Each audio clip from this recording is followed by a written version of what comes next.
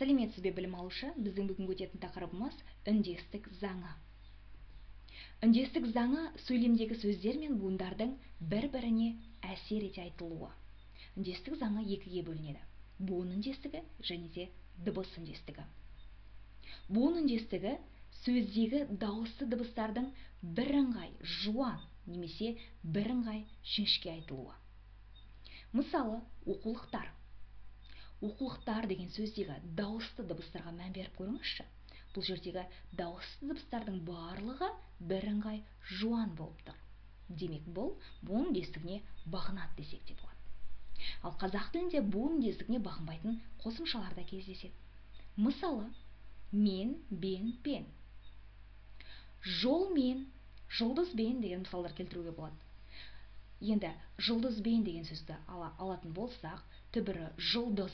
Бұл жердегі дауысты дыбыстары да жуан болып тұр. Ал оған бен деген қосымша жалғанып тұр. Бұл жердегі жіңішке дауысты дыбыс. Яғни сөз ішіндегі дауысты дыбыстар бірыңғай жуан да емес, бірыңғай жіңішке де емес, екеуі де араласып тұр. Демек, бұл буын үндестігіне бағынбайтын қосымша. Дәл сол сияқты қор, пас, қой, мысалы, еңбек қор. Тал, дар, тай, мысалы, өсімтал. Хана, мысалы, емхана. Нікі, дікі, мысалы, атамдікі. Кер, гер, кеш, мысалы, айтыс, кер. Дыбыс үндестігі дегеніміз қатар тұрған екі дыбыстың бір-біріне ықпал етіп үндесіп айтылуы.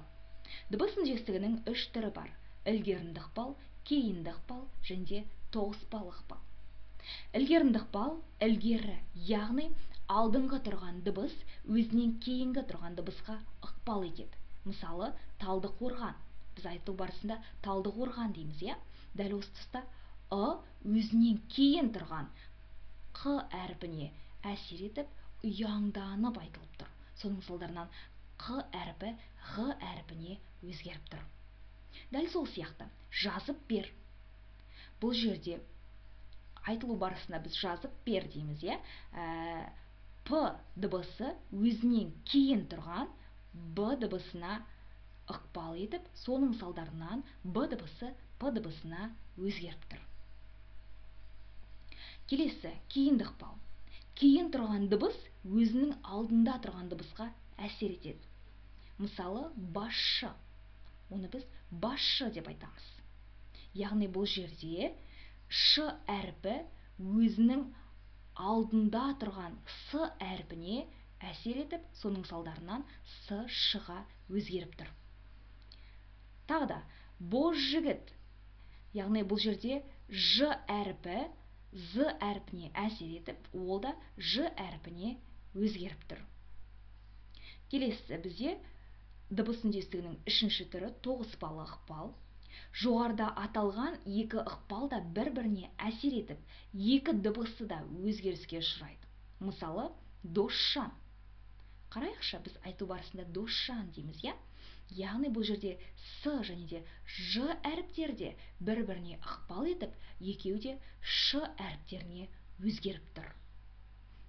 Тағы да қазанғап десек те болады. Яғни бұл жерде қазанғап айтылу барысында. Яғни н әрпі ың әрпіне, қ әрпі ғ әрпіне ұяңданып өзгеріп тұр.